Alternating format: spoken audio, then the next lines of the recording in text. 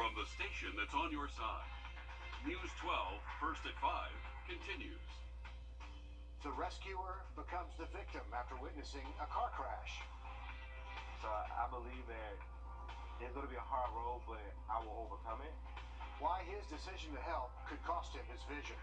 But first, tornadoes are leaving a wake of destruction in Texas and Louisiana. Cameras capturing the twisters and the damage left behind. Check it out. Here is a map showing the track of the storm with tonight. An update on that forecast tomorrow, and a very breezy weekend on tap in just about 10 minutes. All right, thanks for that, Riley. An Augusta man witnessed a horrible car accident while driving home one night.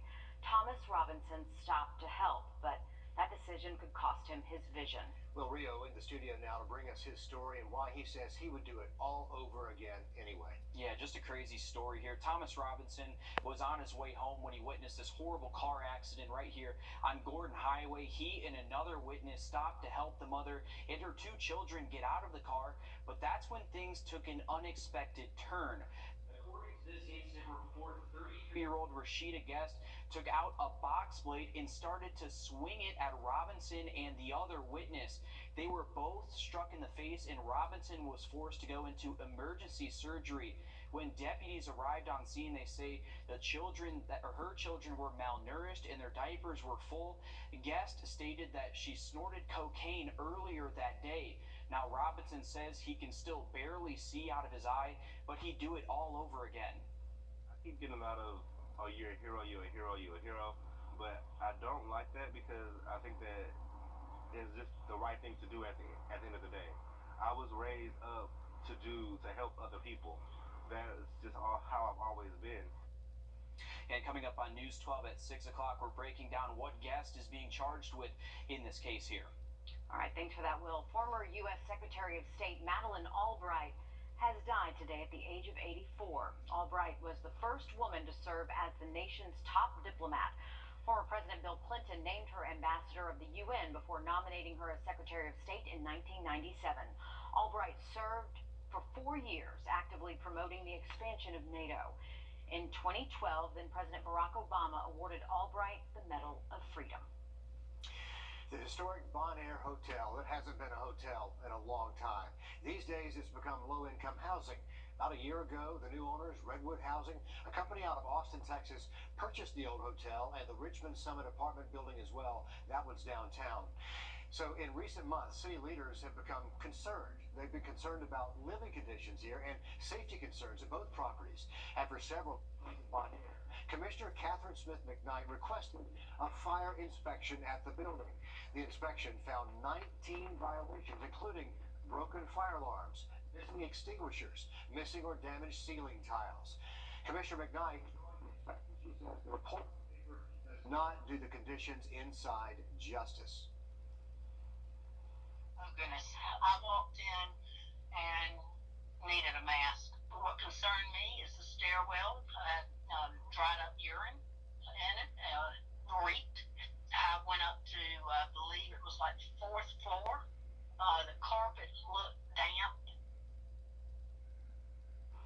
Commissioner McKnight is now calling for code enforcement to come in and evaluate the property, to do that evaluation soon. She says the problem goes beyond the Bon Air Hotel. Several other low-income housing options have very similar complaints, and we're going to take a closer look at that tonight on News 12 at 6 o'clock. Tomorrow night, Alpha kids are all cooped up from winter. It's the perfect time to bring them out of the house, right? A program to get them excited about reading.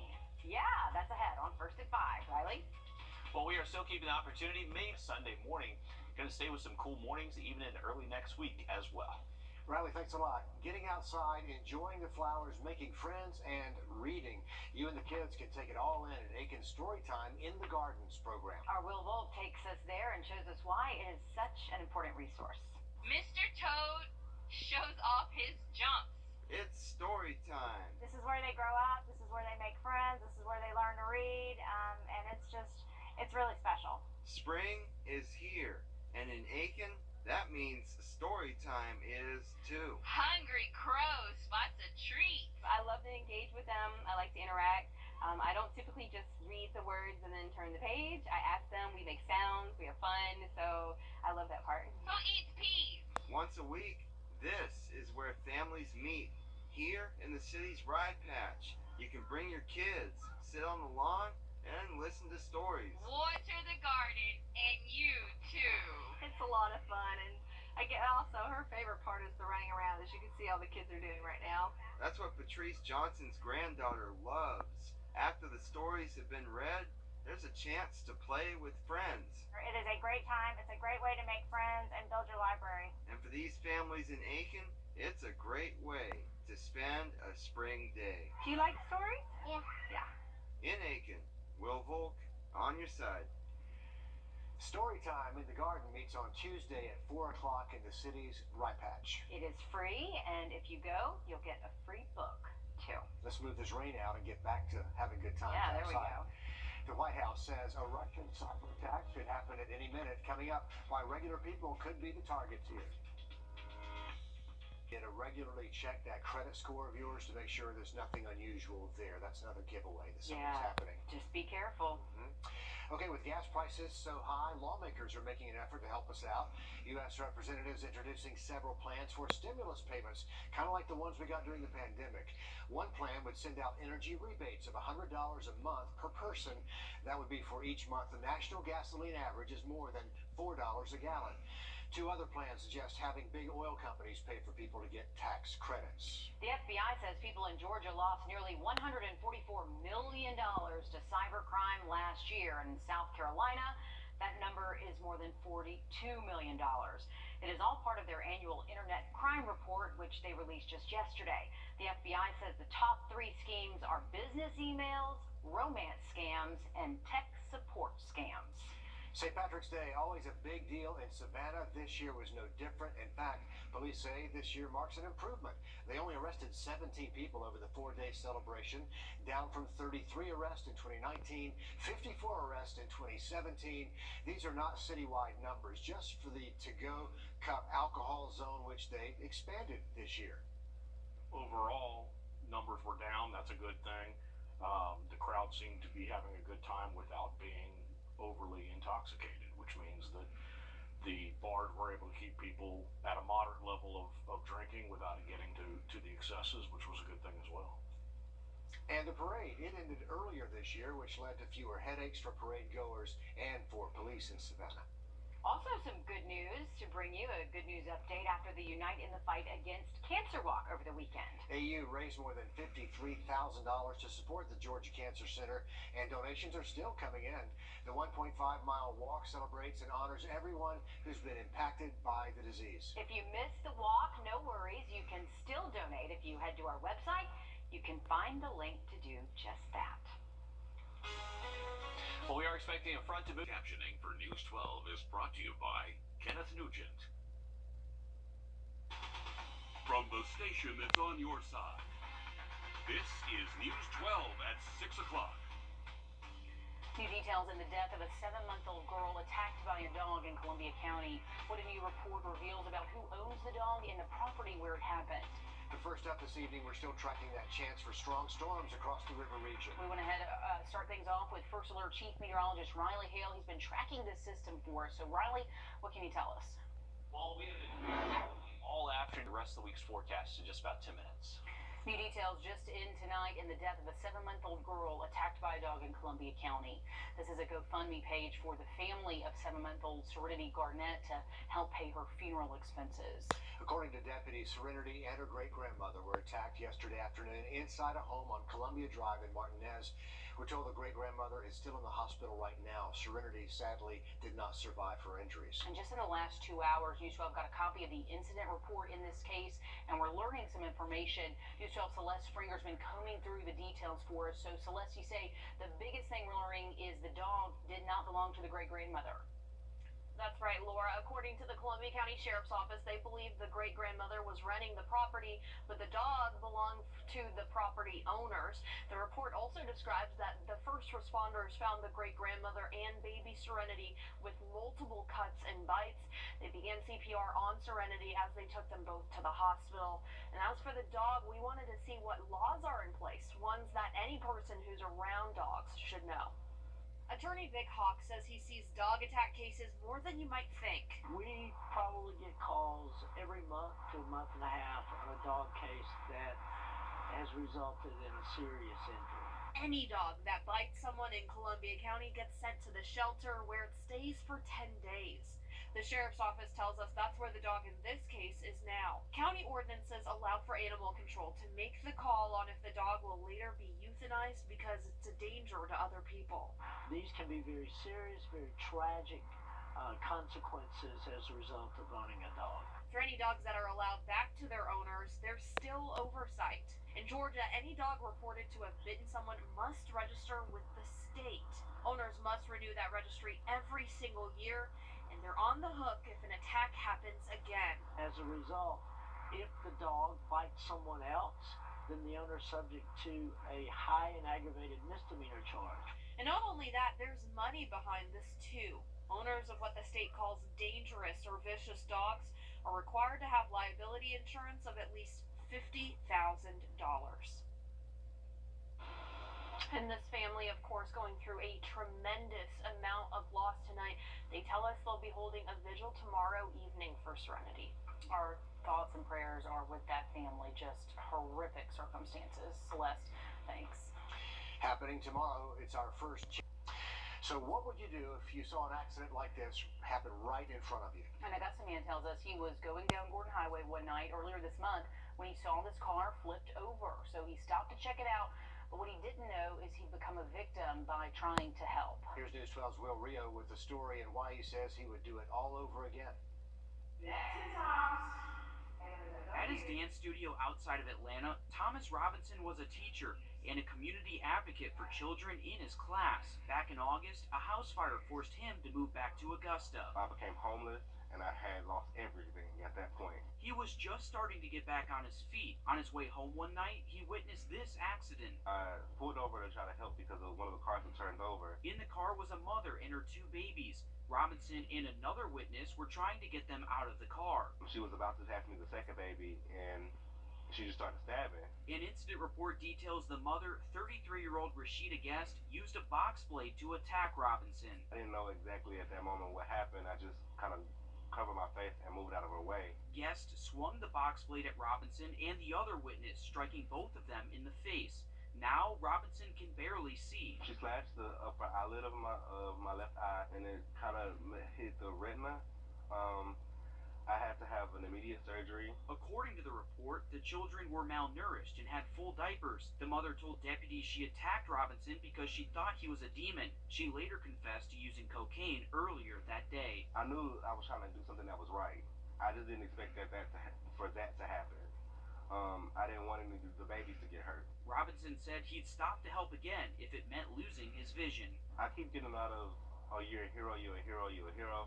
But I don't like that because I think that it's just the right thing to do at the end of the day. I was raised up to help other people. That's just how I've always been. In Augusta, Will Rio on your side. And we wish him the best recovery. As for the mother, we just checked. She's still in custody tonight in Richmond County, facing 13 charges, including DUI, aggravated assault, and obstruction of a law enforcement officer. Still ahead, Augusta University's men's basketball team in the Division II Final Four. We're joining in on the Jag celebrations coming up.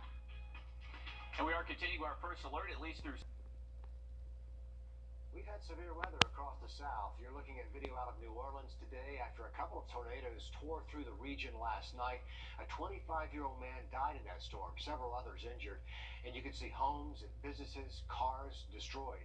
Thousands are now without power there, and the governor of Louisiana has declared a state of emergency across 4 parishes in the state, so widespread damage. We want to bring in First Alert Chief Meteorologist Riley Hale now. He's tracking Tents or anything like that, so stay safe even though it will be sunny both Saturday and Sunday. Jag Squatch is Jaguar's biggest fan. Well, you heard him. He's the Jaguars' biggest fan, and he has plenty to celebrate tonight. The Augusta University men's basketball team just secured their spot in the Final Four of the Division II March Madness tournament. Really amazing. They shut down Chico State in overtime last night up in Indiana. 81-69, the final score there. News 12 Sloan Cone live in the studio in Sloan. This is the Jags' first Final Four appearance in more than a decade. Oh yeah, it's the last time the Jags made it this far. I was in the 4th grade, so needless to say, the energy is high on campus right now. I talked with students and, of course, superfan Jag Squatch while they root on the boys from home. Jag Squatch was a little nervous, but had 100% confidence Miguel and the Jaguars will come through in overtime. And they did, 81-69. Our Jag fans are feeling fine. From more than 500 miles away, the energy on campus is high today.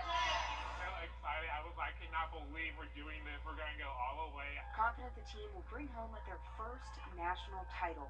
Their team manager says if there's a team who can do it, it's this one. There is no, one-man show with the game. They all work together. They play together. It's never focused on one player or one person. They want to play as a team. Ready to share their success. First year here, and then they just do something like that. It's very exciting for everybody.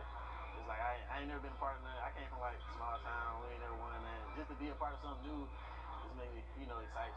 And even more exciting to Jag Squatch and the Shake and Bake Pups. Jag Squatch is Jaguars' biggest fan. They play beastie like he does, and the Shake and Bake Pups. The superfan says he knows they'll bring out their beast and let out a big roar for us here at home. So proud of Coach Mitris and his Augusta Jaguars. Go Jags!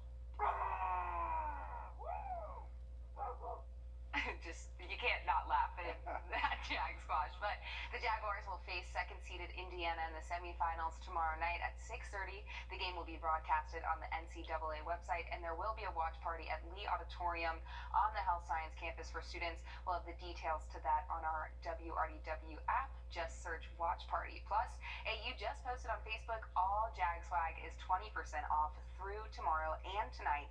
You can shop online at jagstore.net or at the campus store. We love it. Those dogs barked right on cue. Oh, yeah. Or else They're they were scared. very Yeah, well one or the trained. other. I just hope the Jaguars have that same energy. That is great. All right, go Jags. Coming up here, she is on track to become the first black woman to serve on our nation's highest court. We're going to hear from local women in law about what that milestone means to them. Plus new violations, but the same problem. We continue to dig into code violations across Augusta housing next. The line 9. Azalea Park, the Enclave, Fox Den, Richmond Summit, the list goes on. For months, we've been tracking living conditions in low-income housing across Augusta. And now the heat is shifting to the Bon Air apartments off of Walton Way. The property may look beautiful from the outside, historic property, but a new report found several code violations on the inside. News 12's Kennedy Harris is there with a closer look at what inspectors found. This recent fire inspection found 19 violations here at the Bon Air apartments. There's a history of code violations as well. But it's not just these apartments. Several low-income housing options across Augusta have a history of issues. The question is, how will they be resolved? It sits prominent on top of a hill in Somerville. My sister and I used to think it was the White House when we were little. It's home to hundreds of low-income renters, some who aren't happy. A lot of them are saying that they have water drifting through, the ceilings, the doors. People were coming in and out. Commissioner McKnight joined along for a walkthrough with the fire chief.